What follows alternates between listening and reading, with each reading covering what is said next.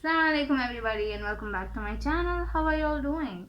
And if you've been following my channel, the previous video I uploaded was my favorite revision technique in which I talked in depth about the Pomodoro technique. And I remember even talking about how I base my entire day's timetable out of it. So in today's video, I'm going to be talking about one of the two parts of the timetable planning videos that I'm going to put. I hope that's clear enough.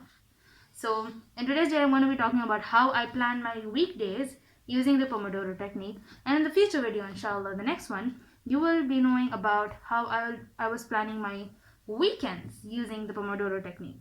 Okay, so let's begin. Now that if you've watched my previous video and if you have not, I will link that video down in my description box below, inshallah. So do check it out. It is very informative. I might have talked about, how the cycle works. It's a 30-minute cycle. First 25 minutes you study, the next 5 minutes you take a break. Pretty simple. But if you want to know about it in depth and how amazing this technique actually, applies to your brain and how it helps people who are lazy like me, you really need to watch that video, actually. So I always gave myself 1 hour for every subject, and I would do 5 hours every day beyond school. We used to have online classes that would start at, I think, 7:45 and end at about 3. So I would make sure that I studied before and after school, because as you might already know, online classes are not productive and they're just not enough to help us get the A stars that we want in our exams. So how did I plan my timetable? As I told you, gave 1 hour for every subject. So basically I wanted to do 5 hours, so I would do 5 subjects every day, and I wrote 7 subjects. So first thing you have to do is you need to sort out your subjects, things that are easy, things that are manageable, and things that are hard. For me, I found math, physics, and English kind of difficult. Okay, so those were my top priority list, and I found business and biology very easy. So they were, I didn't really need to work super hard for that. And what's left for me is ICT, chemistry, and yeah, that's all. ICT and chemistry was, okay. I didn't really have too much of a trouble, nor was it too easy for me.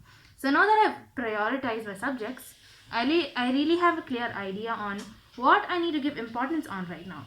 So I made sure that I did math, physics, and English every day, and ICT and chemistry every day too. But I would take business and biology and swap them every day. So if I had math, chemistry, and I'm lost. Give me a second. Yeah. Math, physics, and English every day. Math, physics, and English every day. ICT, chemistry, and biology and I'm so sorry. I wrote 7 subjects, and the toughest ones were math, physics, and English, which I did every day.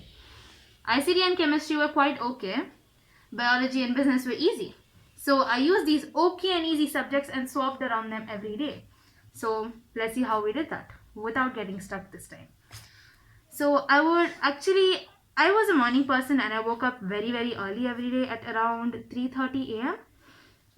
You don't need to do that. I did that like very close towards my exam. Like when there was just like 8 months to go, I started waking up very early at like around 3:30, and my studying would start at 4 a.m. and I would stop studying at 7 a.m. So 4 to 7, they are like 3 hours. So the first 3 hours I would always give my harder subjects, which, as I might have told you before, were what?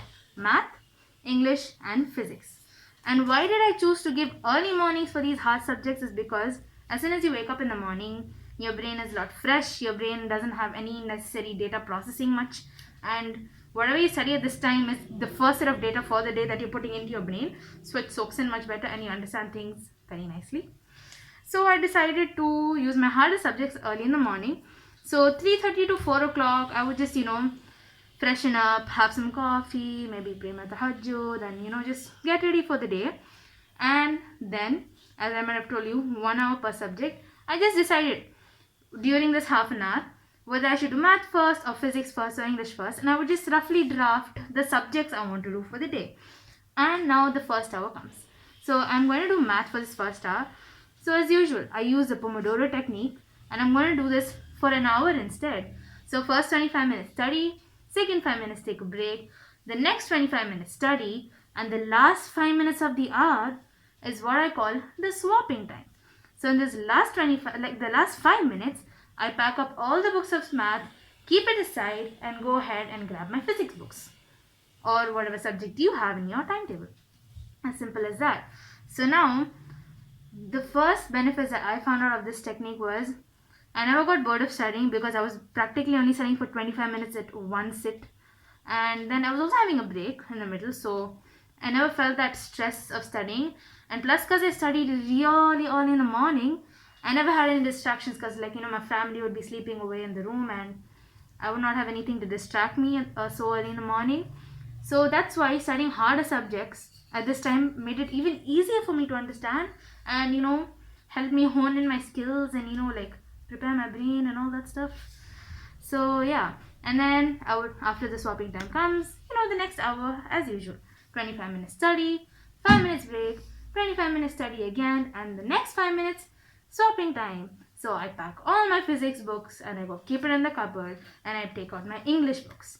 And this technique is not completely suitable for past papers at all, because you can't necessarily take breaks when you're practicing past papers, right? Because if you would see my video on making past papers, which too I will try to link down in the description, I talk about timing yourselves really strictly.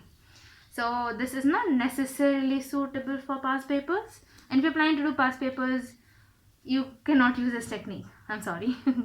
I mean, you can't do everything for everything, right? So yeah. Then I study English as usual. 25 minutes study, 5 minutes take a break, 25 minutes study, and then that last 5 minutes is not swapping time for me because now I study from 4 to 7, so it's already 7 o'clock. So I would just pack all my books and I would start getting ready for my school day. So I would just see what's the timetable for the school. I would take the books and get them ready and get my online setup ready and make sure if I've done all my homeworks and all that stuff, and I would get it over with. And then my school days, as I told you, starts from 7:45. So I study from 7:45 to 3 o'clock roughly. And then I actually take a 2-hour break, 3 to 5.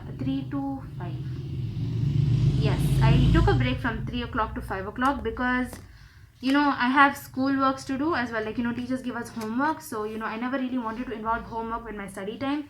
So I would do my homeworks during this 2 hours.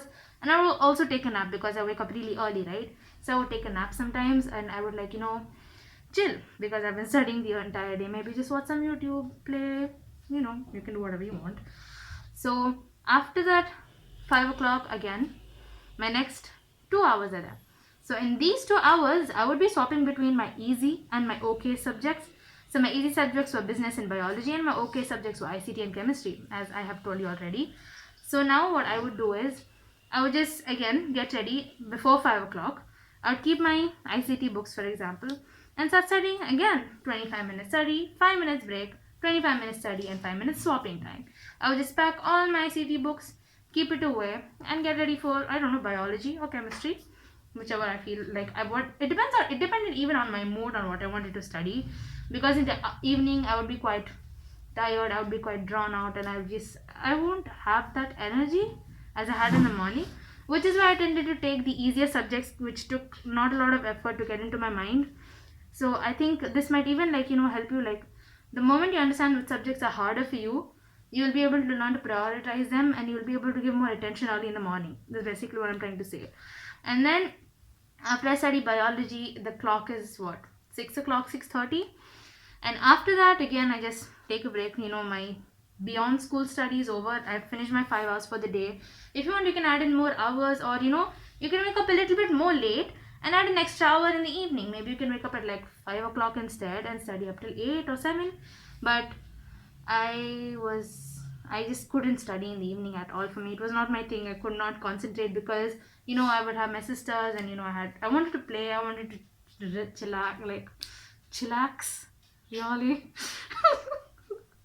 I'm sorry, I just got too carried away. Sorry. Yeah, so I just wanted to relax and just give some time to myself, talk with my family and feel human. So yes, I hope this video again felt very informative for you, and Please forgive me for all the pronunciation mistakes I did, like, chillax, like, chillax. Shut up.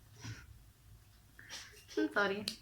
So, yes, and the next video that I'm going to be uploading is going to be about what I did on the weekends.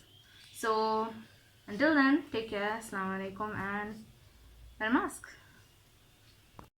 For all of you who've been watching this video up to this point, thank you so very much for watching this video all the way to the end. I hope this has benefited you in every single way possible, because it's been my dream to be able to spread knowledge to as many people as possible, which is why I chose YouTube to be my platform. And you guys have been so supportive. Like, I never expected to reach like over 100 subscribers in a span of 4 months, it's a great achievement for me. And Jazakallah khair for all your support and help. I really thank you all so very deeply for this. So please share and subscribe to my channel, and until then, take care and Assalamualaikum.